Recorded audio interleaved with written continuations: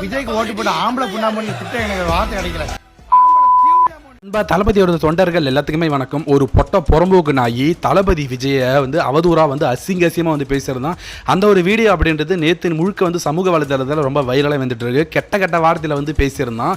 உண்மையிலே அவனுக்கு இப்போ ஒரு தரமான செருப்படி கிடைச்சி அவன் இப்போ கதற ஒரு விஷயம் நடந்திருக்கு. அது என்னன்றது முதல்ல சொல்றேன். திமுக கொத்தடிமைகள் என்ன பண்ணிட்டு இருக்குன்னா, இப்போ எதிர்கட்சியா இருந்துட்டு இருக்கு. ஆனா ஆளுங்கட்சியா இருக்கும்போது எந்த அளவுக்கு ரவுடிசம் பண்ணிருக்கும் அப்படின்னு யோசிச்சு பாருங்க. ஏன்னா இப்ப எதிர்கட்சியா இருக்கும் போதே ஒரு முதலமைச்சர் அந்த ஒரு பதவிக்கு மரியாதை கொடுத்து எப்படி நடந்துக்கணும். ஆனா தளபதி விஜய ரொம்ப அசிங்கமா கெட்ட கெட்ட வார்த்தையில நான் திமுக காரன்டா, நான் அப்படித்தானே பேசுவேன், நான் கெத்துடா அப்படின்ற மாதிரி பேசியிருக்கானா.